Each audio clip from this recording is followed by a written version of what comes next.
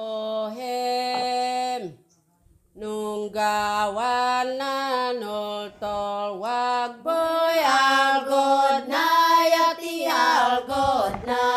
Ayan, what's up mga ka-hyper? Ayan, bali nandito tayo sa Batad. And yan, shoutout po sa lahat ng taga Batad. And yan, bali mainit. And tingnan natin ang itsura ng Batad Rice Terraces ngayon, or yung famous na Rice Terraces ng Banawe. And yan, pag punta nyo dito, picture-picture kayo. Ayan, ito yung background nyo. And yan. Sa mga katanong na naman kung bakit ako nakasapatos, ayan, may lalakarin po pag punta kayong Batad mga lods. And kaya para maiwasang magkalyo-kalyo ang paa, ayan, magsuot ng hiking shoes or mga sapatos para hindi masugat ang paa. Ayan. Ayan, shout out to visitors. Ayan. Hello. Magkano bayad? Wala. It's free. Ingat. Yan ang imbukig kaya pemanuning ngadan hidang unay dumang unay na o. Ayan, pagpunta nyo dito mga lods ay may registration fee. Ayan, may entrance fee ang papasok dito. 50 per person mga lods. Ayan yan mga lods, madaming bisita. Talagang madami.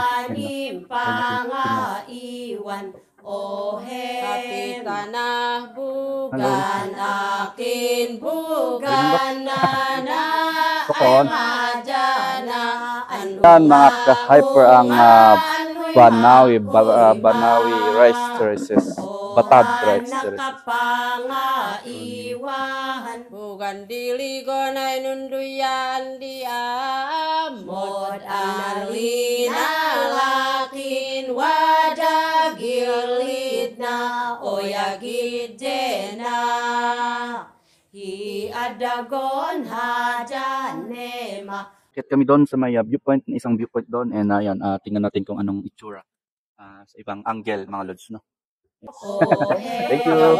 Take care. Ayan,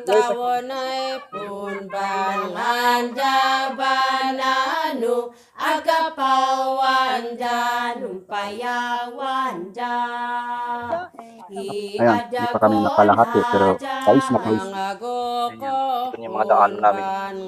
Talagang.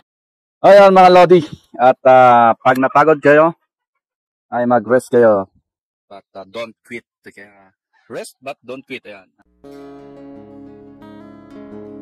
Ayan mga ka-hyper, nasa taas na kami.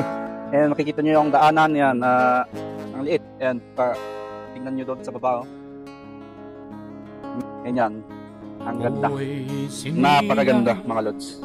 Sa gumawa nito, sa mga ancestors namin dito sa Ifugao or dito sa Banawe, ayan, shoutout po sa inyong lahat. Ayan mga lods, balikan dito na tayo sa tuktok or sa top view, and ito yung makikita nyo, yung maganda sa paningin. Ayan, ganda. Ayan, sa mga pumupunta, sa mga bibisita dito, pag nauuhaw kayo mga lods, ayan, may pisto po tayo dito mga lods, may nagbebenta ng tubig, yan, may inom, ayan. Kaya huwag kayo mag-alala kung sa tingin nyo wala kayong maiinom dito sa taas. Kasi yun na naman yung very very breathtaking ang view. Ayan, tsaka kina uncle, ayan.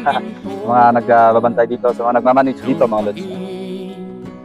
Makikita na dito sa taas yung mga bahay, community. Yun doon, nanggaling tayo doon. Akyat na tayo dito. And mga lods, mahangin dito. Mag-eagle dance.